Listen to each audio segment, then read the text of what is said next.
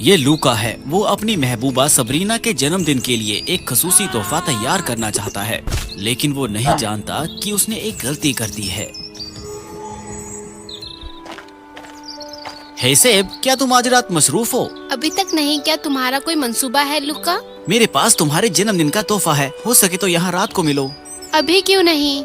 मुझे अभी थोड़ी तैयारी करनी है, तुम फिर देखना। ठीक है। इसके बाद वो पुरजोश तौर से अपने घर भागी और अपनी अम्मी से इजाजत मांगी। अम्मी, आज रात मेरे लुका के साथ मुलाकात है। वो मेरे जन्मदिन का तोहफा तैयार कर रहा है। मुझे चूहे की बू आ रही है। अम्मी, आज रात तुम्हें कहीं जाने की इजाजत नहीं है। लेकिन मैंने उनसे आने का वादा किया है। नहीं, तुम्हें रहना है घर पर आज रात। उसने अपनी अम्मी पर गुस्सा किया, खुद को कमरे में बंद कर लिया, लेकिन जल्द ही उसे खिड़की से फरार होने का ख्याल आया। सबरीना को झील के किनारे लूका से मिलने में ज्यादा देर नहीं लगी।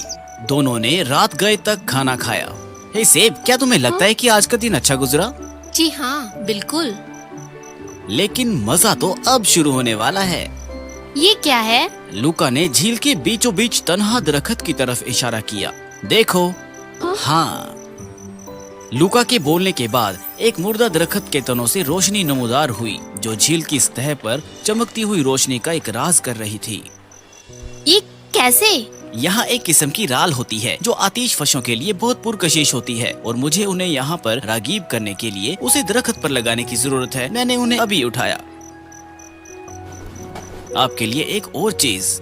सबरीना को चमकती हुई रोशनी के साथ दरख्त की एक छोटी शाख मिली। वो वाकई अनोखे तोहफे से हैरान रह गई। खूबसूरत। उस वक्त सबरीना की अम्मी ब्रेंडा के जन्मदिन का एक छोटा केक लेकर उसके कमरे में आई। सबरीना, तुम्हारा आज 16वां जन्मदिन है। मेरे पास तुम्हारे लिए एक तोहफा है। मैं आज तुम्हें इसी वजह से घर रोकना चाहती थी। उसने दरवाजा खोला, लेकिन उसकी बेटी कहीं नहीं दिखी। सबरीना! ब्रेंडा घबरा गई। फिर उसने जादू करने के लिए अपनी चीजें निकालना शुरू किया। मालूम हुआ कि ब्रेंडा एक डायन थी। सबरीना को जंगल में एक पुराने दरख्त के पास पाकर उसने झाड़ू ली और फौरन रवाना हो गई।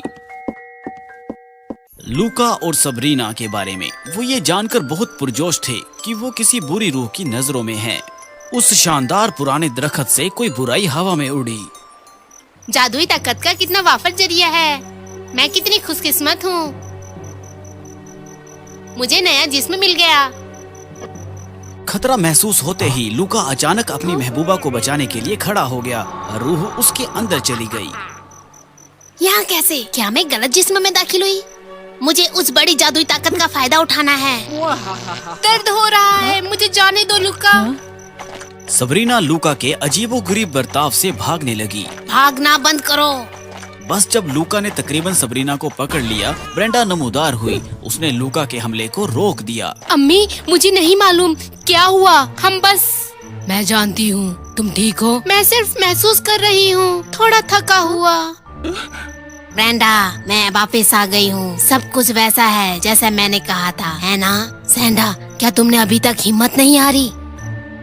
ये महसूस करते हुए कि उसमें दुश्मन से लड़ने की ताकत नहीं है, उसे पीछे हटना पड़ा।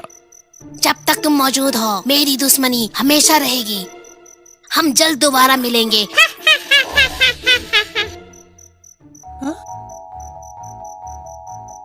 फिर ब्रेंडा ने बताया कि सबरीना के साथ क्या हुआ। क्या आपके पास कोई और राज है जो मैं नहीं जानती? मैं एक जादूगरनी हूँ, और सैंडा भी।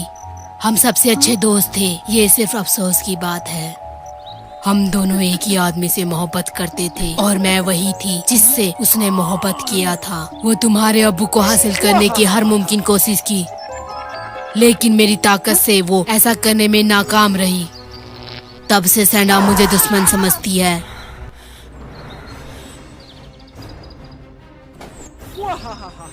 तो उसने सब कुछ बर्बाद करने का फैसला किया।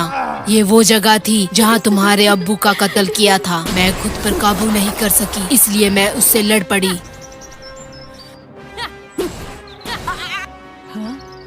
मैं उसे मारना बर्दाश्त नहीं कर सकी, लेकिन बस उसे इस कदम दरख्त पर बंद कर दिया था। मैं 16 साल बाद वापिस आऊंगी और तुम्हारी बेटी को ले जाऊंगी। शायद लूका ने गलती से मेरी मोहर तोड़ दी और उसे तुम्हारे 16वें जन्मदिन पर जाहिर किया। और इसलिए आप चाहते थे कि मैं घर से ना निकलूं। हाँ, मुझे अफसोस है कि मैंने तुम्हें पहले ये नहीं बताया। सबरीना सब कुछ समझ गई थी, लेकिन वो अब भी अपने आशिक लूका के लिए परेशान थी। और लूका का क्या? आप उसे बचा सकती हैं, है ना? हाँ, यकीनन हम अभी भी उसे बचा सकते हैं। मुझे सिर्फ उसकी रूह को उसकी जिस्म से निकालना है। मुझे पता है कि क्या करना है। सैडा के बारे में, लूका के जिस्म में मौजूद रूह को अभी तक उसकी आदत नहीं थी, इसलिए वो जादू का इस्तेमाल नहीं कर सकी जैसा वो जवानी में करती थी। ओह, तो वो लड़की ब्रेंडा की बेटी है। मैं उस बड़ी ताकत को महसूस कर सकती हूँ। अगर मैं उसे हासिल कर लूँ तो मुझे कोई शिकस्त नहीं दे सकता। बदकिस्मती से उस आदमी ने मेरे तमाम मंसूबे में रुकावट डाली। मुझे उनका सामना करने से पहले अपने जादू को बहाल करने की जरूरत है। बुरे अज़ायम के साथ वो लूका के जिस्म को जंगल में ले गई। अपनी ताकत दोबारा हासिल करने के लिए बदकिस्मत रूहों को जज़ब कर लिया। ये बढ़िया है। मैं जल्द ही अपने सुनहरे वक्त में वापस आ रही हूँ। ब्रेंडा, मेरा इंतजार करना। सबरीना और इसकी माँ घर आए और आने वाली जंग के लिए तैयार हो गए। ये गुड़िया आपके ख्याल के मुताबिक आपकी जहरी शकल और अमाल की निकाली कर सकती है। मैं उसे उसकी तवज्जो हटाने के लिए इस्तेमाल करूंगी। ये जादुई ताकत को जजब और खजीरा कर सकता है। मैं एक बार फिर उसकी जादुई ताकत खत्म कर सकती हूँ। ये चादर पहन लो, ये तुम्हारी हिफाजत करेगी। पहले मुकाबले के सिर्फ 3 दिन बाद ब्रेंडा को आखिरकार पता चला कि सैडा कहाँ है।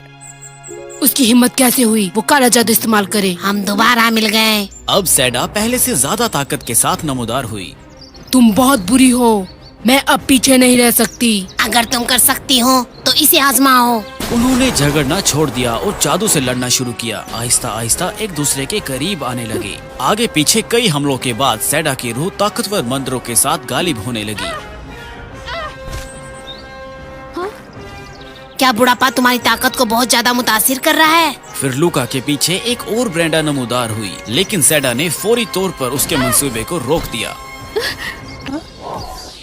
क्या तुम्हें लगता है कि मुझे धोखा दिया जा सकता है? तुम कितनी मूर्ख हो। उसने जादू से ब्रेंडा के हाथ पैर बांध दिए। क्या तुम्हें पता है कि तुम्हारी बेटी के पास जादुई ताकत की एक बड़ी मिकदार है? अगर मेरे पास होती तो मैं सारी दुनिया पर काबू कर लेती। हरगिज नहीं, मैंने उसे ऐसी जगह भेज दी है जहाँ वो तुम्हें कभी नहीं मिलेगी। मुझे लगता है कि वो यहीं आसपास है और वो इस वक्त अपनी माँ को मरते कैसे देख सकती है। तुम सबरीना, है ना? अगर तुम अपनी माँ को बचाना चाहती हो तो जल्दी से सामने आओ। तुम मुझसे हमेशा के लिए कभी छुप नहीं सकती। सबरीना की अपनी माँ के लिए मोहब्बत का फायदा उठाते हुए सैडा ने उसे अपने सामने बुला लिया। मेरी अम्मी को जाने दो, मैं तुम्हें जो चाहे दूंगी। सबरीना, भाग जाओ, तुम उसकी बात नहीं मान सकती। यही है, तुम बिल्कुल अपनी माँ की तरह हो, इसलिए तुम पर भरोसा करती हूँ। ये है दिलकश जादुई ताकत। तुम मेरा जिस्म चाहती हो? ठीक है, जब तक मेरी अम्मी और लूका महफूज हैं, मैं तुमसे इत्तेफाक करूंगी। सैडा ने इस बात को यकीनी बनाने के लिए ब्रेंडा को मार दिया कि वो अब रास्ते में नहीं आ सकती। इसके फौरन बाद बदरूह ने बेताबी से लूका के जिस्म को छोड़ दिया और छोटी डायन में दाखिल हो गई। सबरीना में दाखिल होने के बाद वो जादू करने या हिलने डुलने के काबिल नहीं रही। क्या हो रहा है? मैं अपने जादू को हरकत या इस्तेमाल क्यों नहीं कर पा रही? एक और सबरीना करीब के दरख्त से नमूदार हुई। सैडा जिस जिस्म में दाखिल हुई वो कपड़े की गुड़िया की तरह अपनी असली शक्ल में वापस आ गई और एक जवाहर निकल गया। मालूम हुआ कि अपनी माँ को गिरफ्तार होते देखकर सबरीना ने एक पोशाकी चादर ओढ़ ली और जल्दी से जादुई जेवर और गुड़िया को उठा लिया।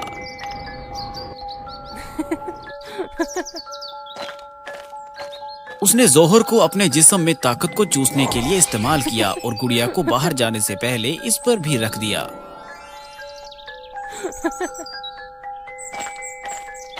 और दर हकीकत सैडा को इसकी जहानत ने बेवकूफ बनाया।